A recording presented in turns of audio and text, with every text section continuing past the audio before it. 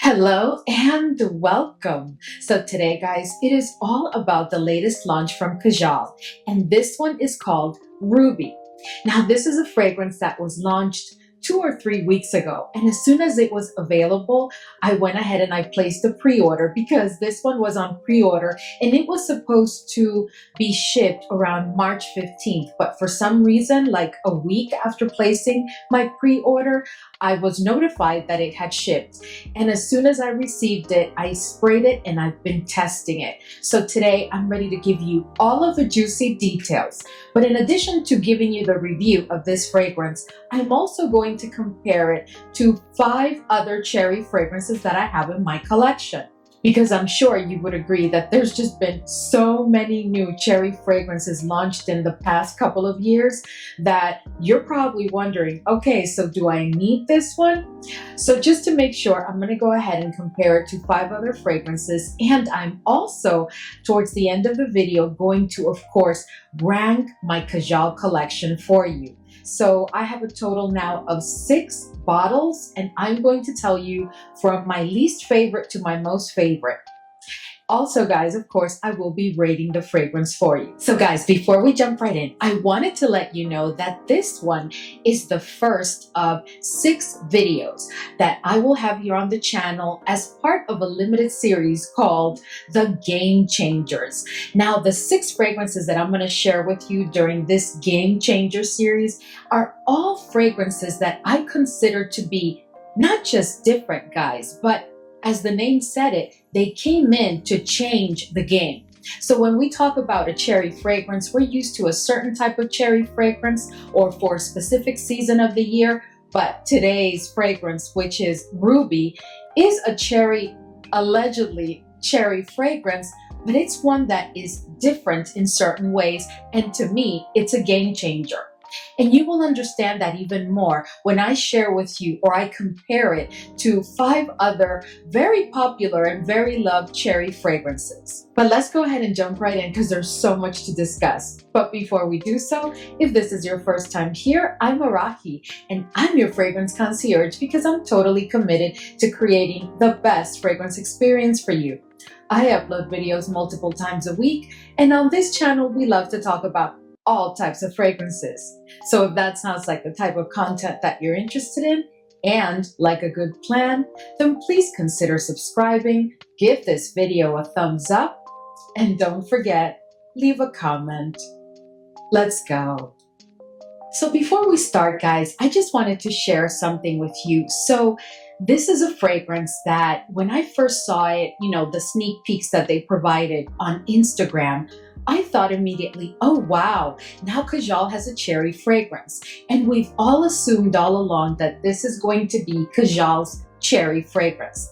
But guys, in trying it and testing it, I've started to wonder, was this really designed to be a cherry fragrance? Or was this supposed to be like a cherry and red berries kind of fragrance? Because, and I'll talk more about it in detail, in the olfactory journey and throughout the wear of the fragrance, although the cherry is very dominant, truly the star of the fragrance, I have to tell you that there are some red berries that are falling right behind it. And I clearly pick up on the note of strawberry. Now, this has not been disclosed. When I share the notes with you, you'll see that there is no strawberry in the notes structure that they provided. But I am telling you, I'm picking up on strawberry. If you've tried this fragrance, can you let us know, do you too pick up on those other red berries? Because I'm picking up on strawberry, maybe some raspberry and others. But anyway, let's jump into the review. So Ruby is a fragrance that opens up, guys, very fresh and fruity. But at that, and curiously enough, guys, what I pick up in the opening is like the typical Kajal pineapple scent. I truly do. But almost immediately, you start to pick up on the cherry, and the cherry comes in quite aggressive. And at that, it doesn't fully replace the pineapple note of the opening. The pineapple is like in a back seat, but not weak or demure. It's a pineapple that is present, but just not as dominant as it was in the opening. So the cherry is a cherry that is bright, it is fresh, it is juicy, and it is sweet. And from this moment on, the cherry will be the star of the fragrance.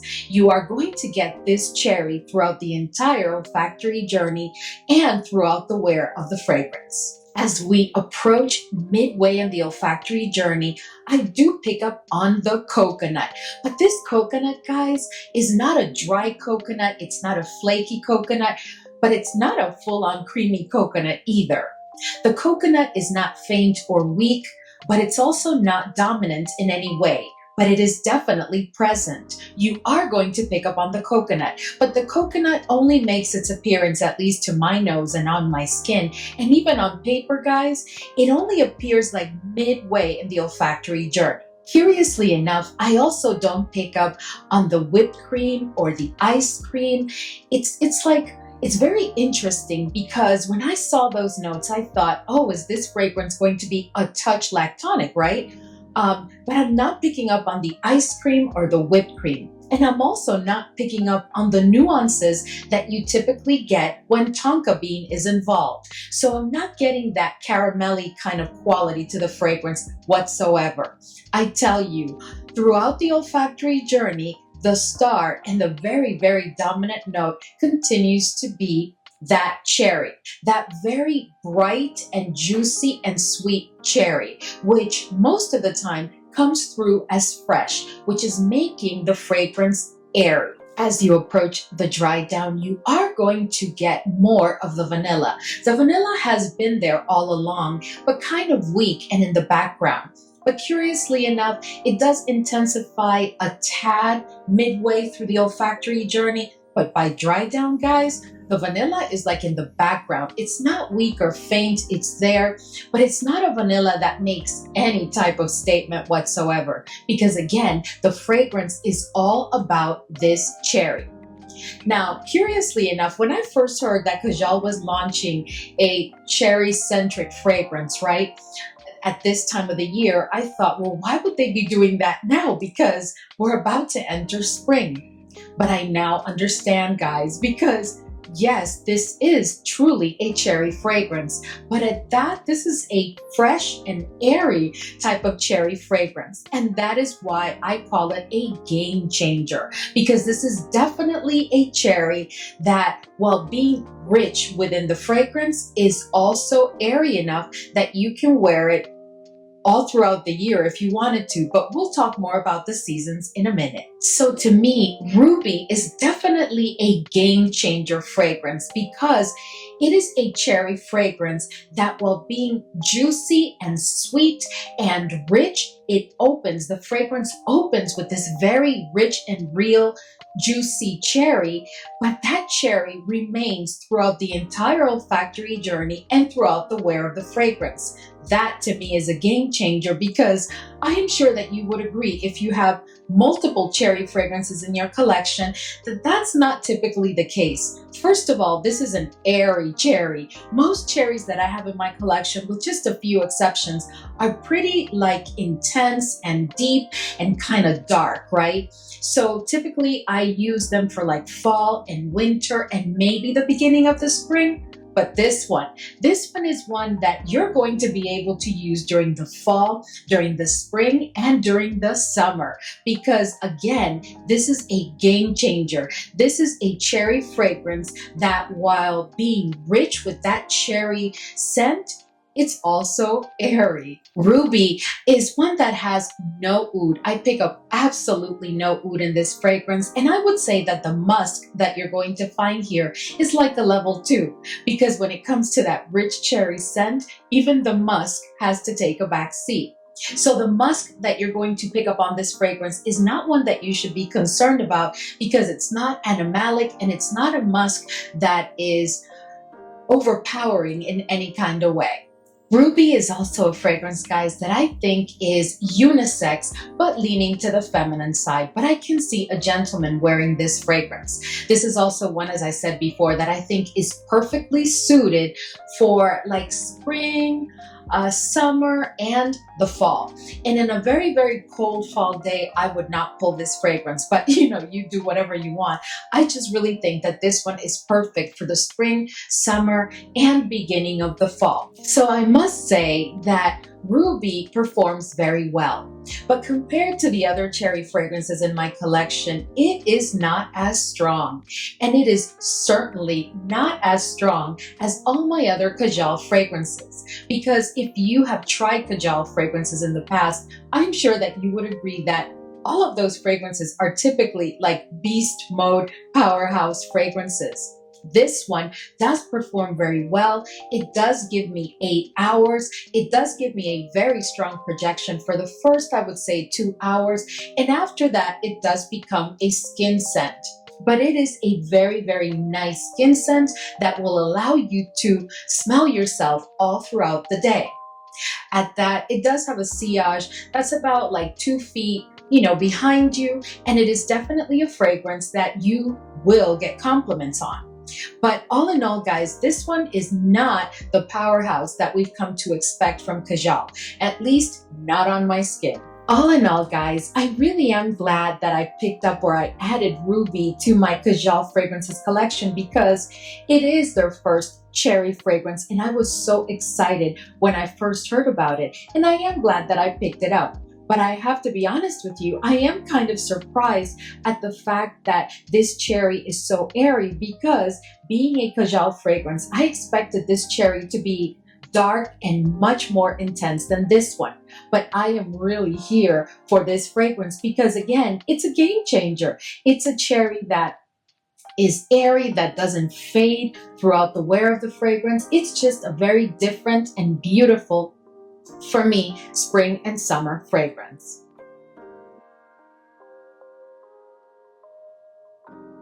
All right, guys, so let's go ahead and jump into the comparisons. And let me go ahead and wipe this one because it's already picking up all my little fingerprints. Okay, so we're going to go ahead and compare Ruby, and we are going to start. I have 5 cherry fragrances from my collection that I have pulled, and I've done a detailed comparison just for this video. And the first one that I want to compare this one to is Cherry N Heaven from EBK. Now, you guys know that Cherry N Heaven was just launched last year in 2024, and I've already reviewed it here on the channel, but let me just say that these two are completely different fragrances. While the cherry that you find in Ruby is airy and kind of even fresh, the cherry that you find in Cherry N Heaven is a very dense and dark kind of cherry. In addition to that, there are some florals in Cherry N Heaven that you are not going to find whatsoever in Ruby, even if they would not have disclosed the florals. Because here, I have to say that one floral that sticks out quite a bit for me is the iris. And the iris brings a powderiness to this cherry fragrance that you do not find in Ruby whatsoever. Last but not least, Cherry N Heaven is a cherry fragrance that is boozy, and it's a booziness that you cannot avoid, in my opinion. It is a cognac note booziness that, of course, you're not going to find in Ruby. So all in all, these two are not the same at all. And if you have this one, would this one be redundant? Absolutely not. All right, guys, so now let's go ahead and compare Ruby to Rouge Smoking from BDK. Now, this is the latest. This is the Extrait, right? Not the OG Rouge Smoking, but the Extrait, which was also launched in 2024. I thought that you would be more interested in me comparing it to this one versus the original Rouge Smoking. But guys, these two are so different. Where do I even begin? So let's start by the fact that Rouge Smoking, the Extrait, has a milk note, which automatically gives the fragrance a lactonic quality. This is not a full-on lactonic quality fragrance to my nose, as in a really strong lactonic fragrance, but it is definitely an accord that you are going to pick up in Rouge Smoking, the Extrait. You do not find that in Ruby whatsoever. The other difference is that In Rouge Smoking the Extrait, there is an inherent booziness that's coming from the note of rum. And in addition to that, guys, there is oud in Rouge Smoking the Extrait. And those are two things, that booziness and that oud note, you do not find that at all whatsoever in Ruby. Last but not least, guys, there's an inherent creaminess bordering on like a touch of like a caramel accord in Rouge Smoking the Extrait, courtesy of the note of tonka bean and patchouli. Those two bring a creaminess to this fragrance that you do not find in Ruby whatsoever. So these two are totally different. And I have to tell you, Rouge Smoking the Extrait is not one that I would pull for the summer at all, maybe up to spring, but Ruby is one that I would definitely pull during the spring and summer seasons. These two are completely different. So if you own this one, is this one redundant? No, it is not, because they are totally different. All right, guys, so now let's go ahead and compare Ruby to one of my favorite cherry fragrances of all time, which is Bodacious from Bodacia the Victorious. Now, guys, these two are in two completely different realms. But for the fun of it, let's go ahead and compare. So let's just start with the simple fact of, Bodacious is definitely, guys, a very intense, dark, and very boozy kind of fragrance. And it has a very dominant note of cognac. Is it the number one note that you're going to find in Bodacious? No, because the star here is the cherry. But that cognac is very present. But that's not the only note that is quite dominant in Bodacious, because again, Bodacious is a very, very intense fragrance that is actually also kind of dense compared to the airiness and the lightness of the cherry and of the entire scent profile that you find in Ruby. Now, in addition to that, in Bodacious, you are going to find like an air of mystery. And I really believe that the note of tobacco, which is also present in Bodacious, which is not found in Ruby, adds to that mystery and sexiness.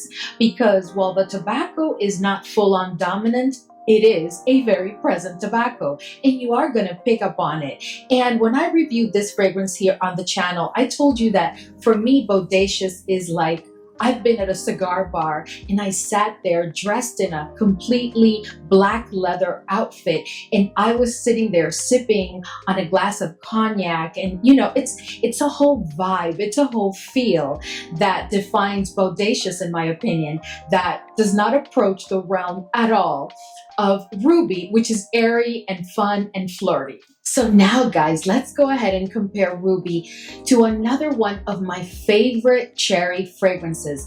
Bodacious and this next one is one that I talk about here on the channel all the time. And whenever I have to review a cherry fragrance, I typically talk about these two fragrances, Bodacious and Gritty's Duchessa. So let's go ahead and talk about the differences between Ruby and Duchessa. So Duchessa, guys, is the ultimate femme fatale cherry fragrance. Well, in Bodacious, I was sitting in a cigar bar dressed in black in a totally, leather kind of outfit. And I was sipping on a glass of cognac. With Duchessa, I am just dressed to take over the night. I am dressed completely in black. I am wearing some very high black stiletto heels, and I am wearing not much makeup, but a very red lipstick. And I'm just going to take over the night. That is the complete vibe and feel of Duchessa. It is a very dark cherry fragrance. But another key note between these two is that in Duchessa, you will find the note of chocolate. And guys, that chocolate sets this fragrance apart from so many others, because the chocolate here is definitely dominant. It doesn't overpower the cherry because the cherry is the star, but the chocolate definitely plays a huge role. Add to that there are two notes that also partnered with that booziness and partnered with that like darkness of that cherry. make the fragrance warm spicy. And those two are the notes of saffron and cloves. Guys, two completely different fragrances, nowhere near the same realm. Ruby and Duquesa have nothing to do with one another. So if you own Duquesa, would Ruby be redundant? No, it would not be redundant because honestly, guys, there's two totally different uses for these two fragrances. So next and last, I want to go ahead and compare Ruby to a fragrance, guys, that I absolutely love. This is one that made me fall in love with the Mind Games fragrance house. And I am speaking about French Defense. And let's go ahead and compare it to Ruby. Now, here's the thing about French Defense. French Defense is truly an airy cherry fragrance. But at that, it is not as airy as Ruby. Ruby is the most airy cherry fragrance of all of the ones that I've shared with you today. Now, in addition to that, even though French Defense is an airy cherry fragrance, it is also a very seductive and sultry kind of fragrance where the florals do play a very, very important role. They are not as dominant as the cherry because this one is all about the cherry, but they do have their moment in the spotlight where the cherry does take a back seat and allows the florals in French Defense to have their moment and shine.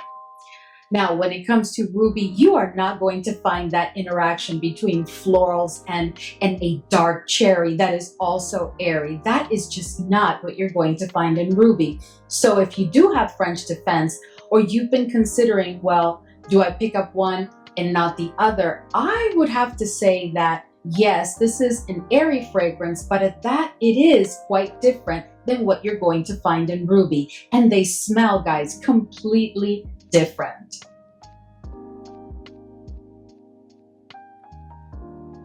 All right, guys, so let's go ahead and rank my entire Kajal fragrances collection.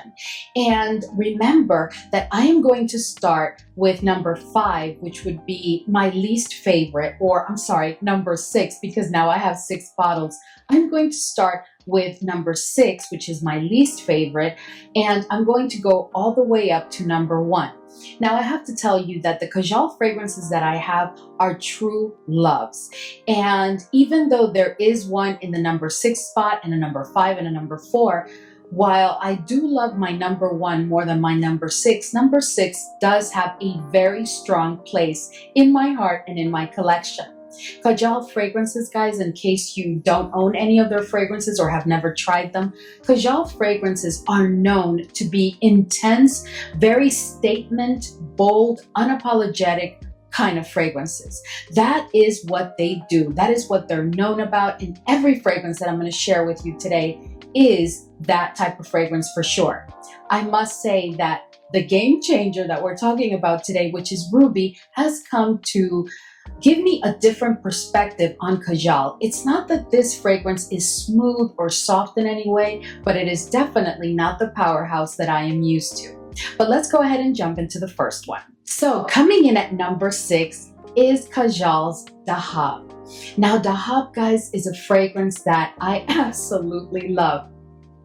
Oh, and you know, when it comes to this fragrance, I remember when I decided to pick it up, it was a blind buy, but a very successful blind buy at that, because one of the perfumers of this fragrance is none other than Rosendo Mateo. And this is a fragrance that has a very interesting combination of passion fruit and apple. And the apple to my nose is like a Granny Smith apple, like a green apple.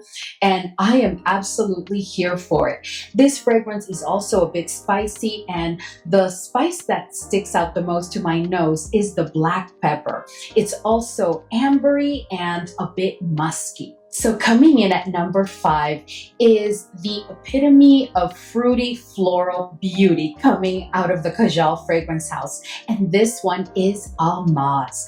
Now, guys, this one is such an incredibly beautiful fragrance. So here you're going to find, oh, my goodness, have you had the chance to try Almaz? Because this is just gorgeous, guys. So it opens up very fruity with an incredible note of black currant combined with raspberries. But in the background, I don't think it's been disclosed, but I clearly pick up on what I call the Kajal pineapple DNA, because it seems to me that all of their fragrances are like tied together, but that by that underlying like pineapple note that they make in such a very beautiful way. But in this fragrance, you're going to find those fruity notes. And in addition to that, you're going to find some florals where the heliotrope, to my nose, takes the lead. And even though I'm not much into the note of heliotrope, in this fragrance, I absolutely love it. I don't know how they did it, but I love it. This one also has quite a bit of vanilla, and all of those come together and sit like on a backdrop of a very beautifully done musk. Coming in at number 4, and I'm sure this will not come as a surprise, is today's Ruby. And I don't have to get into the details because I just gave you the full review of this fragrance. And I also compared it to other fragrances for you, but it's not that I do not like this fragrance. I actually do really, really enjoy this fragrance because, again, it's a game changer, but it's just that compared to the 3 others that are coming up, this one definitely falls at number 4. So this next fragrance, guys, is such a deep love for me. This is a very different fragrance from Kajal. It's not a game changer because they have other fragrances, you know, as part of this collection that are not similar, but are like within the same vibe, right? But this one is so special to me. And this one is Kajal 4. Now this fragrance, guys, is the one that I pull for those days where I'm in like a bold and sexy state of mind, and I want a fragrance that just continues to encourage me to feel that way.